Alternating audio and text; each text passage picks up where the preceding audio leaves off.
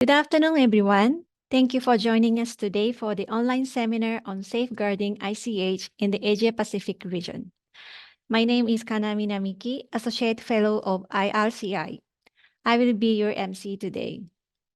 Today's seminar is the sixth in the series of online seminars hosted by the Asia-Pacific Research Forum for ICH Safeguarding, a new platform that has been established by IRCI to promote research and international cooperation in the Asia-Pacific region. Today, we are pleased to have Ms. Ming Chee, the General Manager of Georgetown World Heritage Incorporated, as our lecturer. Now let me introduce today's lecturer, Ms. Ming Chee. She is the General Manager of Georgetown World Heritage Incorporated, which is responsible for the management of the Georgetown, a UNESCO World Heritage Site. The Georgetown is located on the Penang Island in Malaysia and was jointly inscribed with Malacca on the World Heritage List in 2008. Under her supervision, the Georgetown World Heritage Inc. has been actively working to safeguard the tangible and intangible cultural heritage of this multicultural city. She is also a UNESCO-accredited facilitator of the 2003 convention. Today, she will give a presentation entitled Synergizing Cultural Heritage in the Multicultural Urban Context of Georgetown. In her presentation, she will detail the challenges and limitations of managing the cultural heritage site under the 1972 convention and share her strategies and opportunities to overcome the issues by synergizing the resolution of the 2003 convention. Now, please welcome Ms. Ming Chee. Okay, I assume that you can see my presentation, slide 1. Thank you very much, MC, and thank you very much, IRCI, for inviting me of this opportunity. You can call me Ang. I'm the General Manager of Georgetown World Heritage Incorporated. So today we will spend about maybe 30 minutes to discuss the challenges, limitation, and of course, opportunities and the strategies that we use in the management of the multicultural urban context of Georgetown. So I'm part of it. And then you can see that, on this small map, as introduced by the MC, Georgetown Heritage City was inscribed as part of the serial nomination together with Malacca back in 7th of July 2008. So we are now a World Heritage Site for almost like 16 years. And the pictures, you can see that, this is actually a port city and is 100% urbanized. So it is a very dense, very impact, urbanized, and especially is a multicultural town. So with this, when you are inscribed under the 1972 conventions as a World Heritage Site, we are established as a site managers or site management agencies. As you can see from the slide over here, the 1972 convention, the Secretariat is the World Heritage Center, and we have the advisory bodies, IUCN, ICROM, and ICOMOS. And of course, we have our World Heritage Committee, with the representative of the state parties. And of course, you will have the General Assembly, and we also have involvement of the civil society. Over here, you can see my slide. You can see the site managers. So who are the site managers? Site managers is actually the frontliners that implement the day-to-day operations of the management of the World Heritage Site. And also, we conduct our works based on a few documents. And in Georgetown, Malaysia in particular, we will refer into the operational guidelines of the implementation of the World Heritage Convention. You can get it online at the link that I show you. And in Malaysia also, we have something we call Special Area Plan. It is also available online. You can get it from our office website. And we also refer to our dossier. So for World Heritage Management itself, these are the basic documents that we refer to. And when you have the nominations, you have the dossier, you have the guidelines, you have the plan, then you need someone to do the work. So over here, you can see this is our office, and with our team, we were established as a special purpose vehicle as a World Heritage site managers. So since 2010, and we have 36 full-time positions. And before COVID, we conduct about 60 projects annually. Yep, and our core functions, of course, like site management, including UNESCO reporting, attending a lot of meetings, decision makings on development, on conservation and management, and all sorts of government meetings. And in our office, specifically, we do a lot of consultation for free with our committee, with the interest party. I'll tell you why, we have to do consultation when I introduce our outstanding universal value letters. And we also do quite a lot of capacity buildings, workshops, heritage celebrations, and so on. And we also conduct research and development so that, we can use data to help us to make right policy recommendation and policy implementation. And of course, like we also have the responsibility to promote our site, the OUV, the attributes, and also the conventions. Here, you can see the map.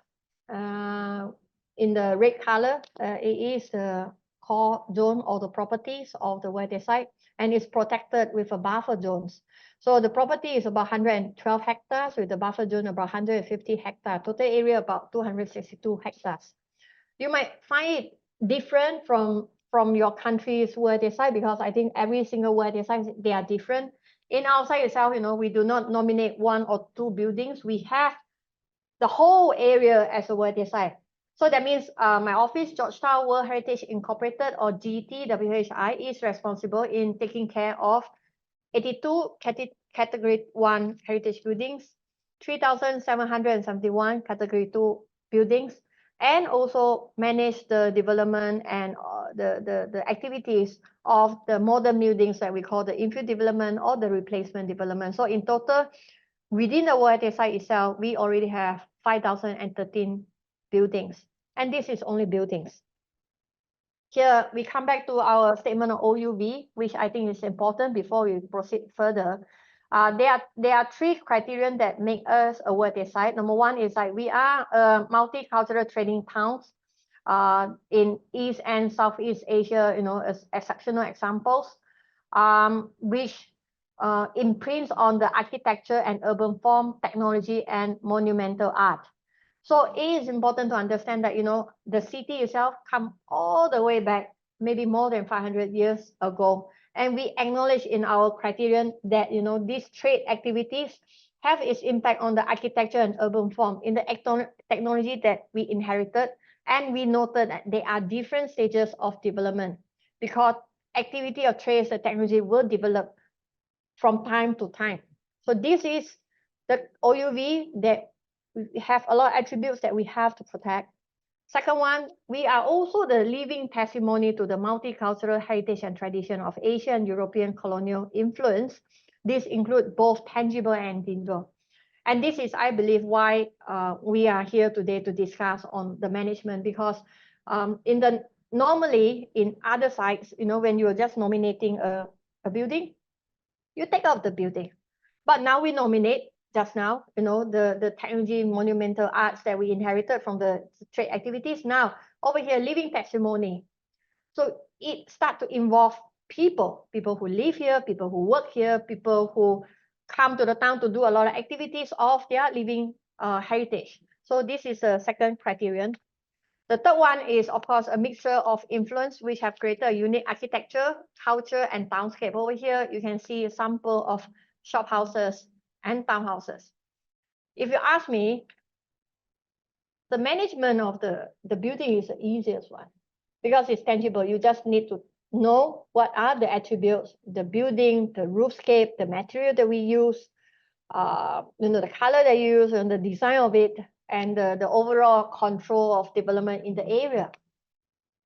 That is part of management. That is something that we can always refer to the dossier and 1972 convention and the operational guideline. Buildings, for me, is the most manageable and rather easy because it's very tangible. We also have public space. This one is Esplanade. its public space is also part of the landscape of our World Site in Georgetown. So we work very closely with our city councils in Georgetown on the management, development, and control of the public space. And of course, because this is a place that people use, people come, tourists will come, local will come, national tourists will come to create the experience in the World Site. For me, this is still rather manageable. But in a site that is like Georgetown, you also have buildings where people practice their intangible cultural heritage. And when they practice, they will have objects, movable and both immovable. All these photos are something that I took last year. Upper part, the yellow color is like, the 9th Emperor Gods Festival. So it's very near our office, and we participated together, understanding the activities that they do, the object that they use, the location that they are.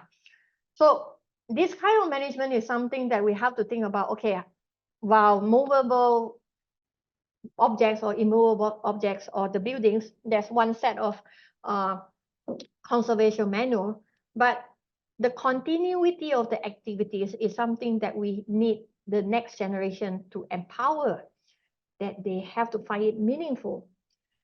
So with the modern people, in particular children, like we deal with a lot of children in our office, they like handphone more than human, and their attention span, the first introduction is only 2 minutes. So how do we make sure that, the younger generation in particular will feel that, all these activities, the cultural activities that we do is important for them. It's important for them to build their identity. The next one down there is the performance, is a performance group on Teochew puppets. It's also something that in the past, before you have Netflix, people will appreciate the performance. But now the competition with Netflix and the time, the income that our artisans can have from the activities is also something that, we face quite a lot of challenges in the past. Next one is, I hope you have your lunch already. These are my favorite food, porridge and durian. It's also part of our OUV. They put it in there, and then it's something that is not big, it's not large, but it's something that you appreciate. How do we ensure that all this food or the skill to make the food or supplies of the food can be continued, and at the same time, can it be affordable for the local people? So these are some of the challenges that we have to think about. And last but not least, these are the way to make foods. There are also discussion of like gentrification when the price of food is increased, but the income of the local people is not catching up. But then again, we in Penang, Georgetown is a city of gastronomy. We are very proud with our gastronomy availability. So we would like to make this continuity available and make people wanted to feel like, okay, Georgetown, I'm part of Georgetown. Georgetown is part of me. That is the purpose. Next one. Okay, this is also some photos that I took last year when I think it's quite important for us to see that on the left, these Chingay activities, we are, my country, Malaysia, is in the process to nominate this as part of the ICH safeguarding under the 2003 convention. The Chingay activities is something very grassroots, and their performance route will go past the World Site. So that's why it's also part of the attribute that we have to take care of. And you will see like upper part is a lion dance, and then we are quite glad to see that nowadays there are more younger generation to get involved with the lion dance. So they are very good at that. So that's good. On the lower part is like, the activities that we also encourage the local community to bring in the younger generation to understand their past so that, they can continue in the future. And as I promised, the challenging part. So the upper part is the 1972 convention. You can download convention online. And the bottom part is the text of the Convention for Safeguarding of the Intangible Cultural Heritage, or 2003 conventions. For us in Georgetown, when when we want to manage the building and tangible part, I think it's quite direct that 1972 convention is able to give us a very clear-cut answer. But in terms of definitions of, like, for example, what is ICH? What are the domains? I believe that the 2003 convention is giving us more inspiration and can be a very good reference. The title of my presentation today is called Synergizing. So it's not saying that one is not good or the other one is bad, but for me, it's that both conventions are very, very good. And for us as Synergizer, or you as a researcher, you as a student, I think when we look into convention, at the end of the day, it's about human, it's about people, it's about the communities. So the principle that we use in Georgetown World Heritage Incorporated are what you can see here. One, no matter what you do, is it building or movable object or people or ICH or food or durian or whatever, it has to be community-based approach.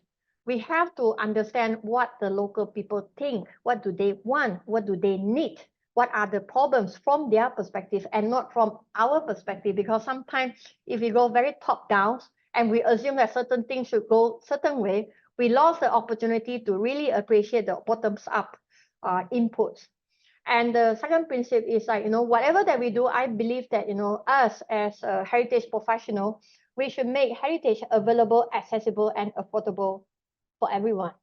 So it's not only, for example, people who have money can access to heritage, or people who speak English can have access to heritage, or certain group of people, but it should be a very equal rights for everyone. And we need to make our interpretation and participation meaningful, because I do see that over the years, there are a lot of activities done by a lot of groups, but they just, we call it touch and go, do it for the sake of doing it, but it's not meaningful. For us, that can be better, because if there's a meaningful community, we really listen to their needs carefully, it will bring a long-term impact and very sustainable buying from our stakeholders. And I do believe that, there is a lot more place-based knowledge, not only historical knowledge, but modern place-based knowledge that individuals have with them. Some of them might not be able to write a book and tell you or publish paper, but if you interview, you ask, you listen, there are a lot of knowledge that we can bring into our job. And of course, I think it's time for us seriously strategize of the youth engagement. Like from this year onward, our office policy is that whatever program that we do, we want to make sure that at least one young people coming in, 30 years old and below. We have to train the young leaders, we have to train the young children for them to understand on cultural heritage. And of course, like, to do all these are very expensive. So one of the way to do it is like to have a people, public, private, professional partnerships. And that is a way to make it more sustainable, and we can do it in the more strategic way. Another principle that we want to encourage, and also something that we know that is important, is the capable of coexistence. You can see these are some of the photos that we have from our programs, in particular the 7th of July Georgetown Heritage Celebrations. You can go to Facebook and look for that, GTWHI. It's a project that we have annually, which we invite the local communities to come out and share one of the activities that they can done with the public. At the same time, we let the visitors understand that, coexistence between people of the multicultural background is possible. Even you are having different ethnicity, religion, social background, educations. At the end of the day, we form part of Georgetown. That is the beauty of Georgetown. And these are some of the logos of the committees that we work with in Georgetown. I believe that we have more. I'm sorry I did not update them. But that kind of open-minded and be able to incorporate everyone and make it collective, I think is something that is very, very important.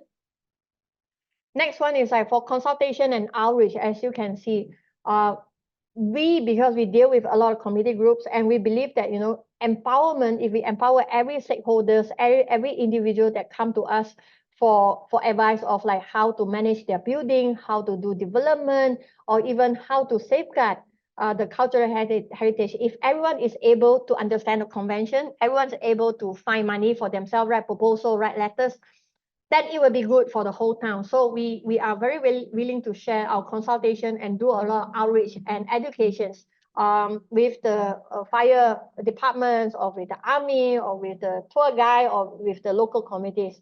I think there is no boundaries of who you can speak with or listen to. But I think as long as we all are genuine on the good of heritage, I think that is something that we can work on. I won't have a lot of time to talk about Georgetown Festival and Georgetown Heritage Celebrations today, but these two are the flagship program that we have in GTWHI, and you can get more information on our website. But in a nutshell, it's like these two, like heritage celebration is something that is very community-based, and normally it happens around 7th of July. This year, it will be on 7th of July. All you are welcome, because if you join our activities, it will be all free, and you one night is a melting pot to know a lot of community groups. Georgetown Festival is more of art-based. We have international group and local artists, and that is also another strategy to expand our stakeholders in town.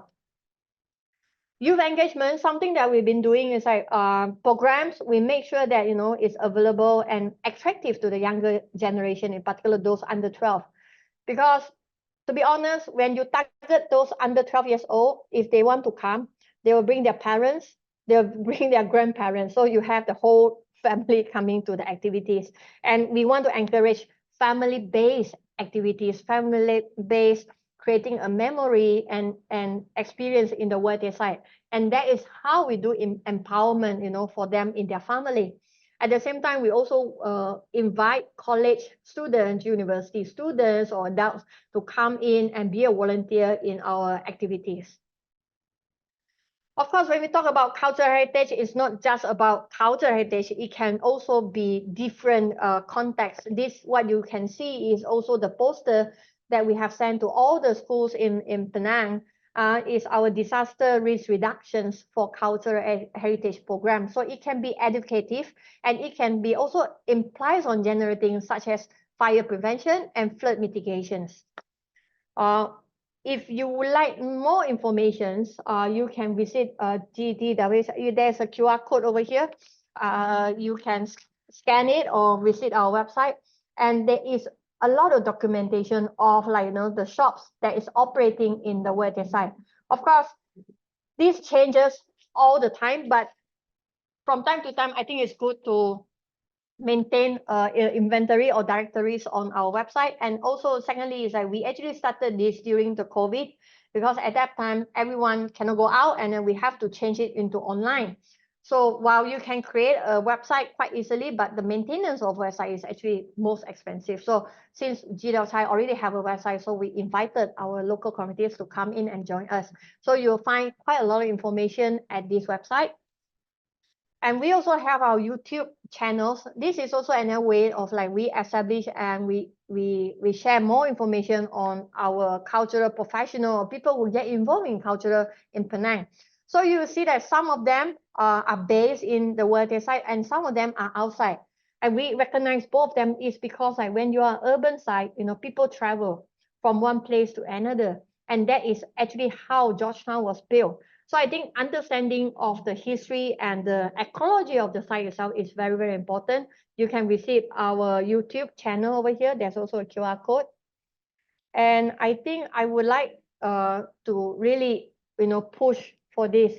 We have to work together in the safeguarding of heritage for the future generations. Many of us are in our positions now. I'm 47 this year. My youngest team is about 24. But then we have to think about this city, this heritage belongs to the next generation and the generation coming. So we must think that, it cannot be just old people think what this must be.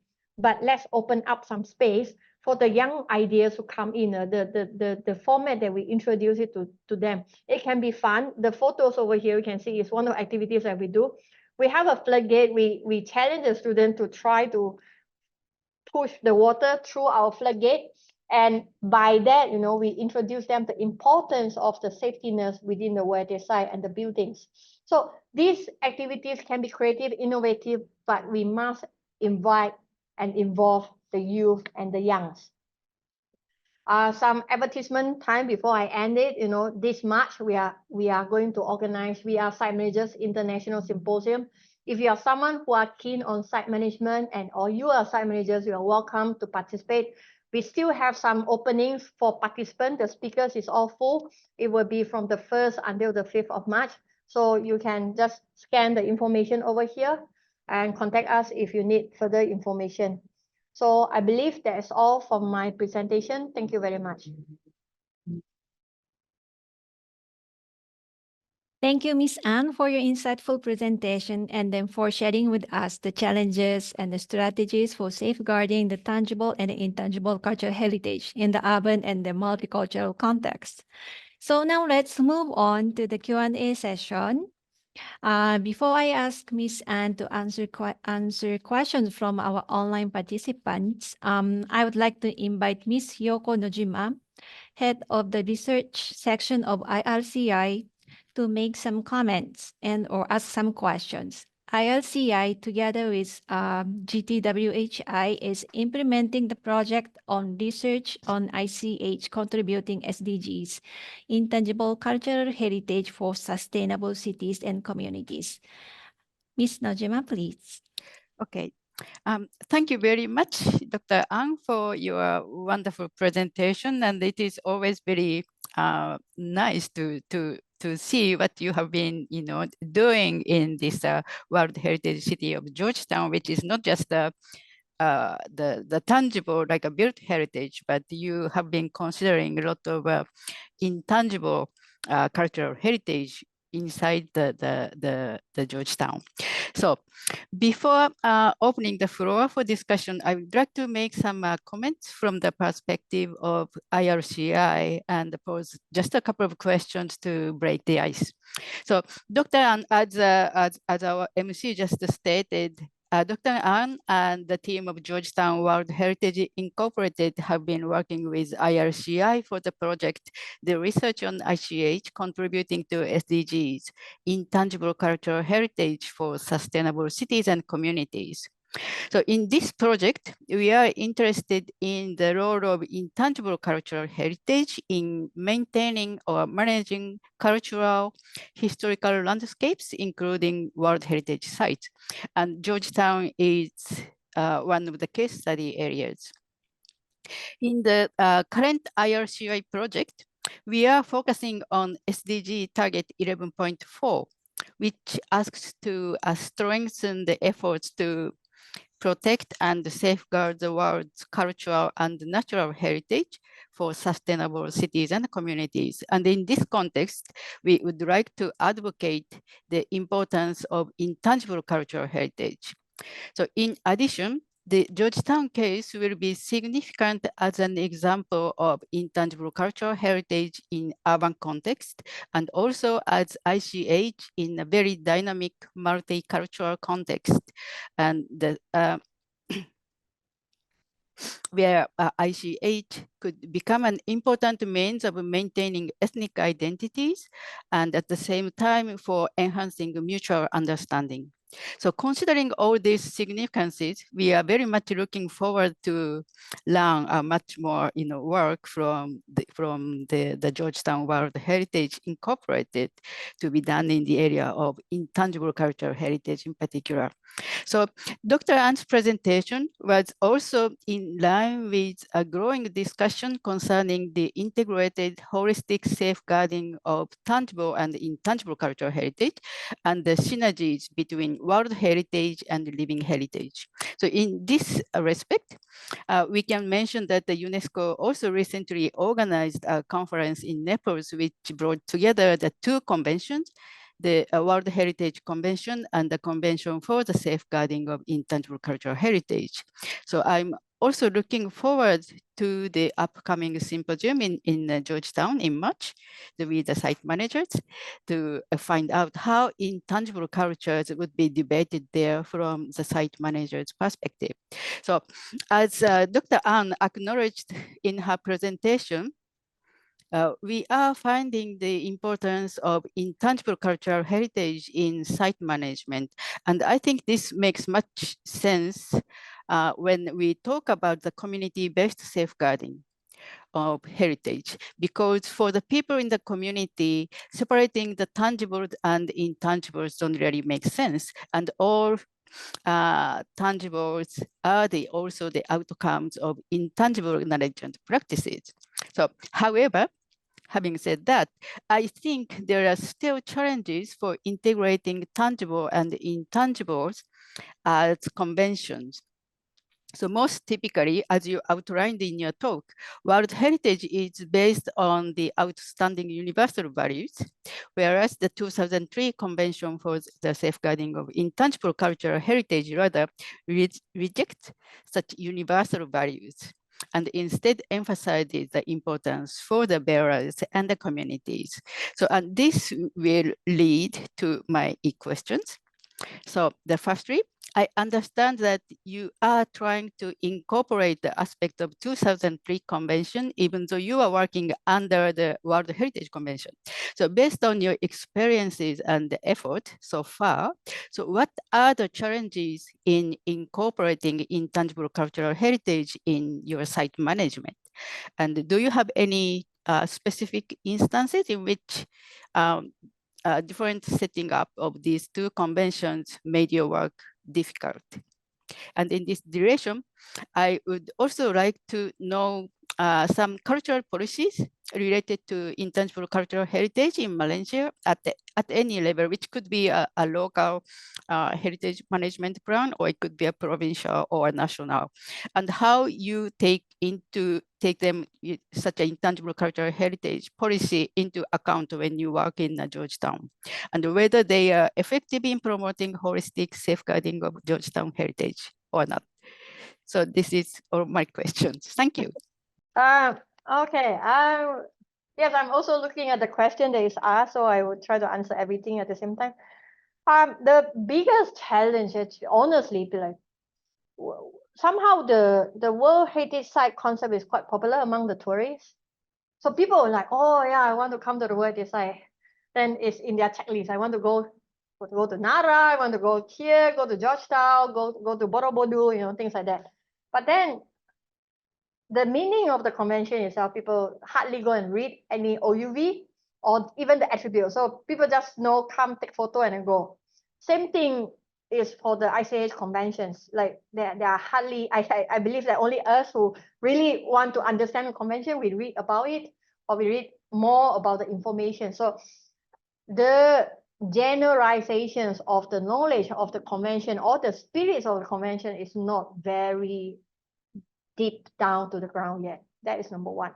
And as the cultural policy, and unfortunately, I think my country or maybe a lot of other countries, we have the opportunities to really impose cultural heritage knowledge as part of the school curriculums. It has to be part of it because nowadays we teach mathematics, science, computer, but what about cultural heritage? Something that will build the identity of a person to be a good person, to be a responsible person. It all is inside our cultural heritage, but that is often being taken for granted. It's not only in Malaysia, but in a lot of countries. So I think this mentality must change. And of course, ideally, hopefully one day we have policemen that love cultural heritage, engineers that love cultural heritage, everyone else loves cultural heritage because they feel proud of their cultural heritage, which I think we have, but it's just like, it's not really systematically introduced yet. The biggest challenge to do the convention is a lot of time people will see that submission into any convention or any recognition is a trophy. It's almost like having children. You have children, but you have to take care of the children. There's education, there's food, there's maintenance. So I think it's not about how many World Heritage Sites that we have or how many ICH nominations that we have. That is good. But the management itself, the long-term plan of implementation for the local people, for the next generation, that part of plan must also be there and with a budget.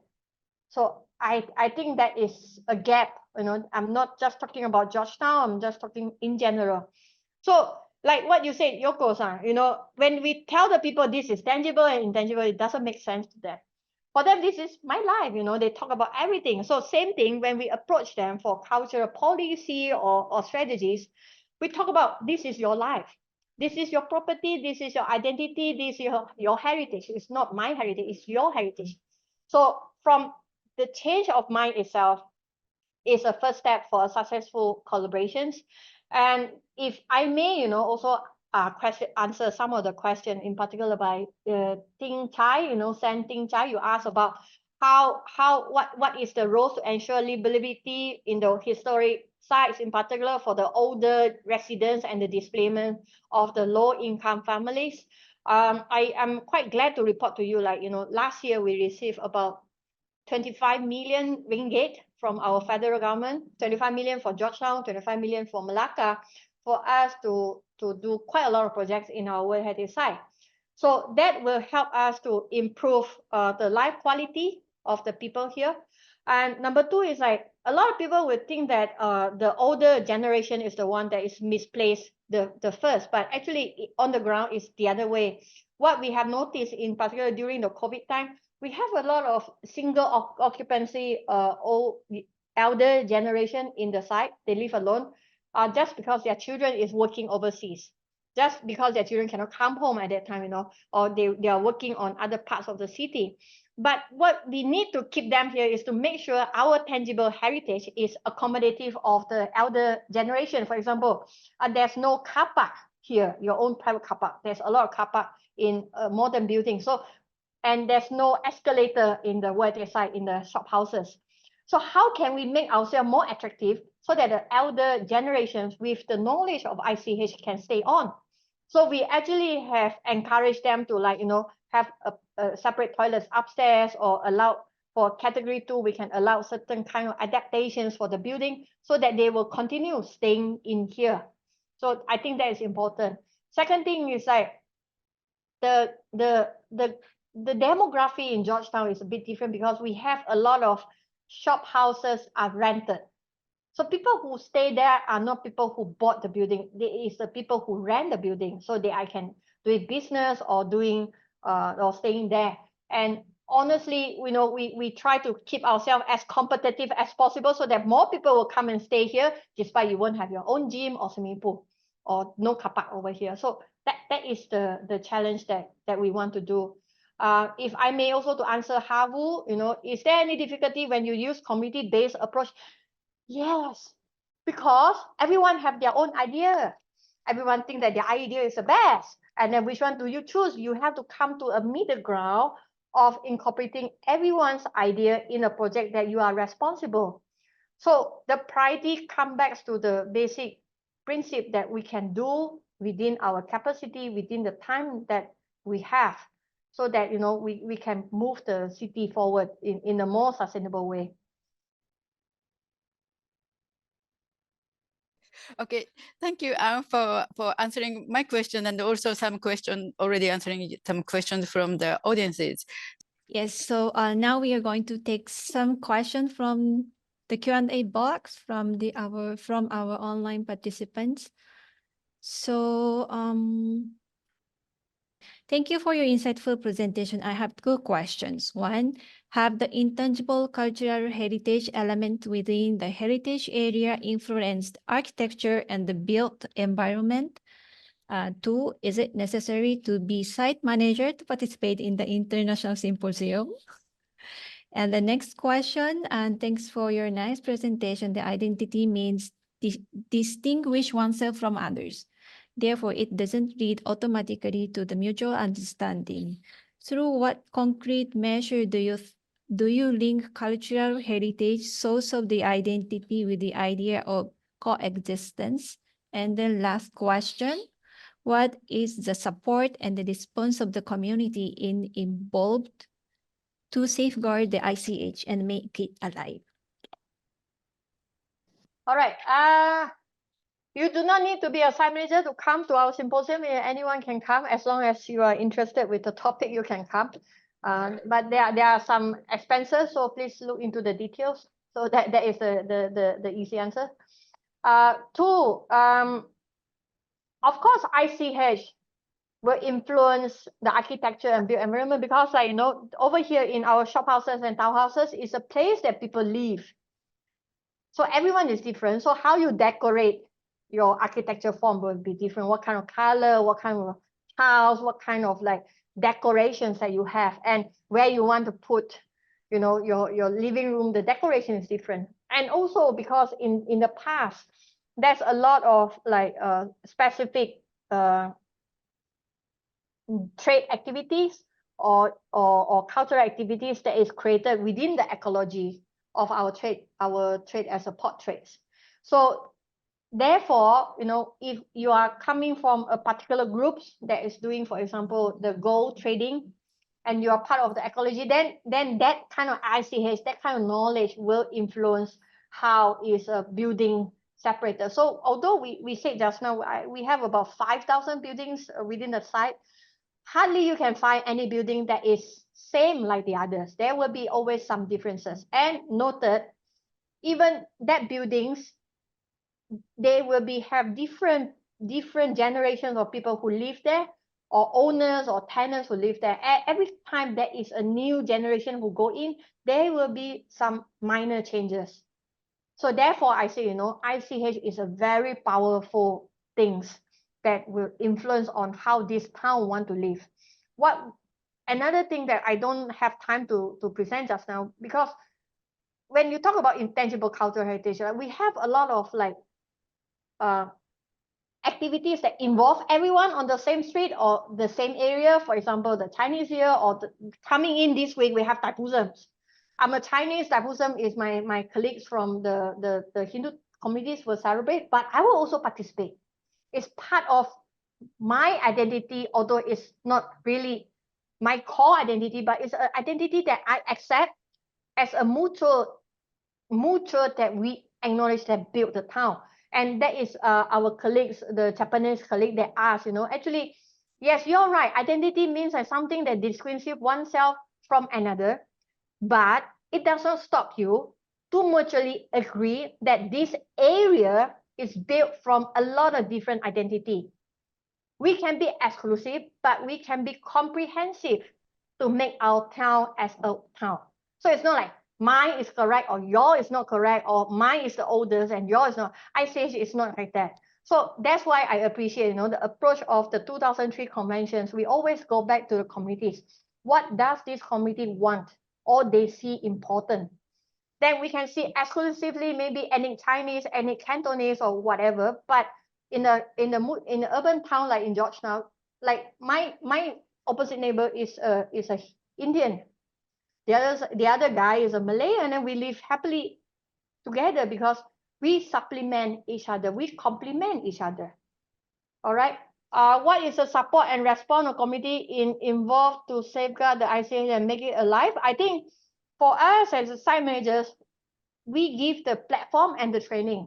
The direction of how that committee groups want to do, what activities that they wanted to do is different. For example, the project that Yoko-san asked me, we are doing since like last year, is that we work with two similar groups but yet different. The outcome is very different because the one committee prefer to do cooking. They enjoy cooking, they enjoy eating, it's part of the biggest pastime. The other one is more of like, you know, sharing with public to go into their heritage building, you know, as a way of sharing. So at the end of the day, Georgetown people like to share, and our approach is different according to, like, you know, the stakeholders, you know, what is their preference. I believe that as long as we do something good for the town, you know, we empower and we come back to the town, we make the city more vibrant. That is more important, you know, because at the end of the day, we live in this town together. We need to live in this town peacefully by respecting other people. Thank you. Thank you very much for all the questions, and thank you, Ms. Ann, for answering them and sharing your insight, expertise, and experience with us. I'm sure we all have learned a lot from your lecture and gained valuable insight into that topic. So we have now come to the end of today's seminar. On behalf of IRCI, I would like to thank our lecturer and our online participants for joining us today. We hope that you have enjoyed this seminar and found it informative. So this concludes our seminar for today. Thank you once again for your participation and attention. I wish you all a wonderful day ahead and then hope to see you again at our next seminar.